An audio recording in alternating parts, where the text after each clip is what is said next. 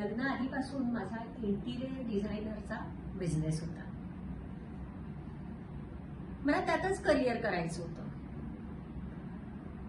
तसंही मला फारसा लग्नात इंटरेस्ट नव्हता, पण काय करणार, घरच्यांच्या आग्रहाखातर मला आकाशशी लग्न करावं लागेल आणि मुंबईचा इंटिरियर डिझायनरचा बिझनेस सोडून दिल्लीला सेटल व्हावं लागलं. पण तिथेही मी शून्यातून माझा बिझनेस उभा केला.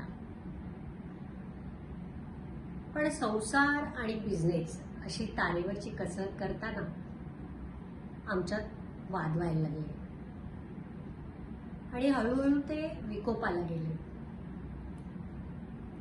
मग आमच्या असं लक्षात आलं की आम्ही दोघं एकमेकांना मिसमॅच आहोत.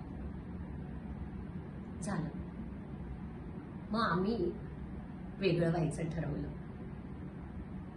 तेव्हापासून गेली 3 वर्ष मी मुंबईत राहते.